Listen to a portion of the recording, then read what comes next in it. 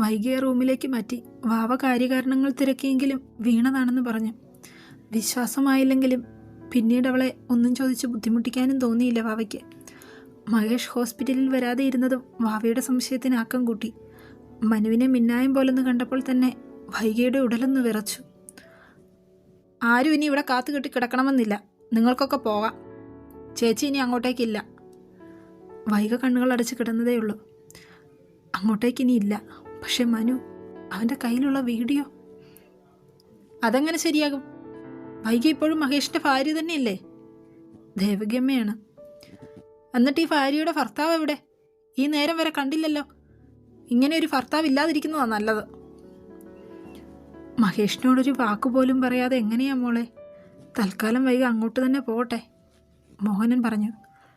വൈകിയെ വീട്ടിലേക്ക് കൊണ്ടുപോകാൻ മോഹനൻ മടിച്ചു. ഞാൻ എൻ്റെ ചേച്ചിയുടെ കാര്യമാണ് പറഞ്ഞത്. ഇനി മുതൽ ഞങ്ങളുടെ കാര്യങ്ങൾ നോക്കാൻ ആരും വരണ്ട. നോക്കിയത് അത്രയും മതി.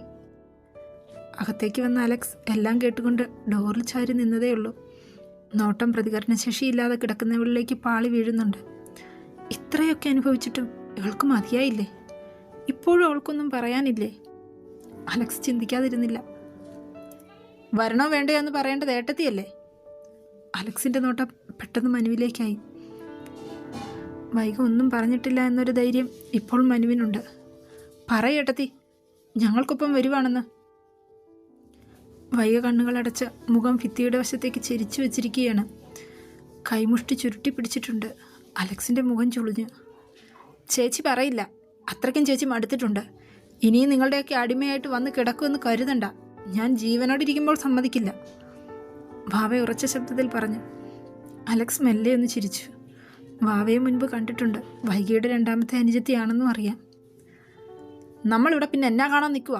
മഹേഷിനോട് എന്താന്ന് വെച്ചാൽ പറഞ്ഞോണം, മാധവൻ കലിയടക്കാനാകാതെ പറഞ്ഞു. ഒന്ന് നിന്നേ, വാവ പിന്നിൽ നിന്നും വിളിച്ചു. മഹേഷിനുള്ള മറുപടി നല്ല കാനത്തിൽ തന്നെ കൊടുത്തോളാം. അവനോടങ്ങോട്ട് വന്നേക്കാൻ പറ. മോളെ വാവേ, വേണ്ട, ബിന്ദു ചേച്ചി അടക്കി പിടിച്ച് പറഞ്ഞെങ്കിലും വാവ അടങ്ങിയില്ല. ചേച്ചിയുടെ ഈ അവസ്ഥയ്ക്ക് കാരണം നിങ്ങൾ ആരെങ്കിലും ആണെന്ന് ഞാൻ അറിഞ്ഞാൽ ഒരു നിയമത്തിനും കോടതിക്കും പോലും കൊടുക്കില്ലേ വൈഷ്ണവി. മോനോടുകൂടെ പറഞ്ഞേക്കെ. അലക്സിന് ചിരി വന്നു. അവളെ ഓർത്ത് അഭിമാനവും തോന്നി. ഇത്തിരിയേ ഉള്ളൂ ആള്, എങ്കിലും അവളുടെ വാക്കുകൾ ഉറച്ചതാണ്. മനുതൻ്റെ ദേഷ്യം അടക്കി നിർത്തി. ഒരു പീറപ്പെണ്ണ് മുന്നിൽ വന്ന് നിന്ന് കുരയ്ക്കുന്നു. പിന്നെ ഒരു കാര്യത്തിൽ സമാധാനിക്കാം. എന്തു വന്നാലും ഏട്ടൻ്റെ തലയിൽ ഇട്ടുകൊടുക്കാം. എന്താ ചെയ്യുന്നത് പ്രവർത്തിക്കുന്നതെന്ന് ഏട്ടന് പോലും നിശ്ചയമില്ല. ഇനി ഇവളുടെ തല പോയാലും കുറ്റം ഏട്ടന്. മനു ഗൂഢമായെന്ന് ചിരിച്ചു. ഭ്രാന്തനെ ശിക്ഷിക്കാൻ ഒരു കോടതിയും തയ്യാറാവില്ല. തൻ്റെ കയ്യിൽ ആ വീഡിയോ ഉള്ള കാലത്തോളം വൈകിയെ നിലയ്ക്ക് നിർത്താൻ തനിക്ക് കഴിയും. വ്യക്തമായ പ്ലാനിങ്ങോട് കൂടി തന്നെയാണ് മനു കരികൾ നീക്കുന്നത്. അലക്സിനെ മൈൻഡ് ചെയ്യാതെ 4 പേരും കുട്ടികളെയും കൂട്ടി ഇറങ്ങി. വാവയോടെന്തോ പറയാനാഞ്ഞ മോഹനൻ അവളുടെ തീക്ഷ്ണമായ നോട്ടത്തിലൊന്ന് പതറി. വേഗം പുറത്തേക്കിറങ്ങി. അലക്സ് അകത്തേക്ക് കയറി. ട്രിപ്പ് തീർന്നിട്ടുണ്ട്, അത് ഡിസ്കണക്ട് ചെയ്തു.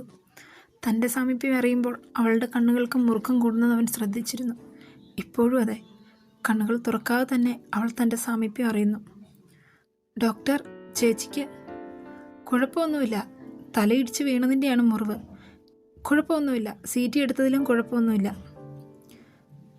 തലയടിച്ച് വീണത് തന്നെയാണോ ഡോക്ടർ? അത് പറയേണ്ടത് വൈകിയല്ലേ?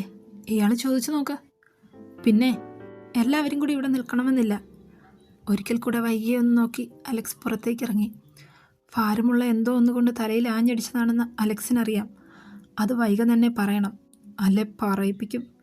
എൻ്റെ പെണ്ണിനെ തൊട്ടവന് ശിക്ഷ വിധിക്കാനുള്ള കോടതിയും ജഡ്ജിയും ഒക്കെ ഞാൻ തന്നെയായിരിക്കും. വിചാരണയും ശിക്ഷയൊക്കെ ഞാൻ തനിയെ നടത്തും, സ്വയം പറഞ്ഞവൻ. മോളെങ്കിൽ ബിന്ദു അമ്മയുടെ കൂടെ പൊയ്ക്കോ. ഞാൻ പോകുന്നില്ല ചേച്ചി, വാവയുടെ കയ്യിൽ പിടിച്ച് വേദു പെട്ടെന്ന് പറഞ്ഞു. തന്നെ പറഞ്ഞു വിടുമോ എന്ന ഭയമാണ് വേദുവിന്. പൊയ്ക്കോ വേദു, എന്തിനാ വെറുതെ? ഇല്ല ചേച്ചി, ഞാനും നിൽക്കുമോ ഇവിടെ. വൈകേച്ചി എന്നെ പറഞ്ഞു വിടല്ലേ.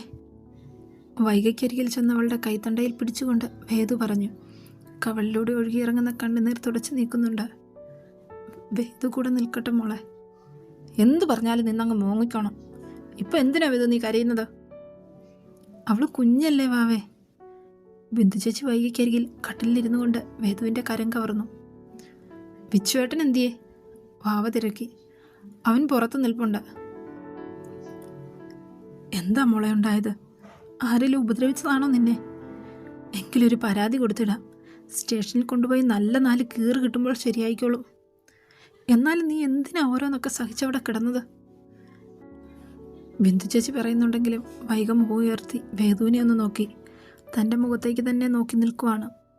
പെട്ടെന്ന് വൈഗ മിഴികൾ താഴ്ത്തി. ഞാൻ വിച്ചുവിനോട് പറഞ്ഞ് ചായ വാങ്ങിപ്പിക്കാം.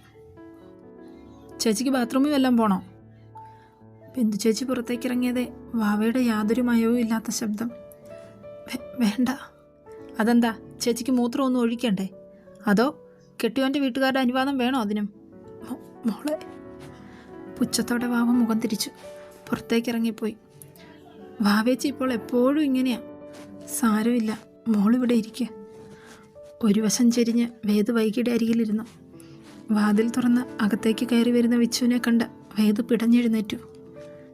ചായ. ചായയും ഫ്ലാസ്കും വിച്ചു ടേബിളിൽ വെച്ചു. വൈകിയെ നോക്കുന്നതിന് മുന്നേ വിച്ചുവിൻ്റെ നോട്ടം വേദുവിലേക്കെത്തി. സംസാരിക്കാൻ എത്രയോ തവണ ശ്രമിച്ചു. കൺമുന്നിൽ പോലും വരാതെ നടക്കുവാണ് പെണ്ണ്. വേദുവിനെ വാവ വിളിക്കുന്നു. ഇനിയും അവളോടൊന്നും സംസാരിച്ചില്ലെങ്കിൽ തനിക്ക് ഭ്രാന്ത് പിടിക്കുമെന്ന് തോന്നിയപ്പോൾ വിച്ചു അങ്ങനെ ഒരു കള്ളം പറഞ്ഞു.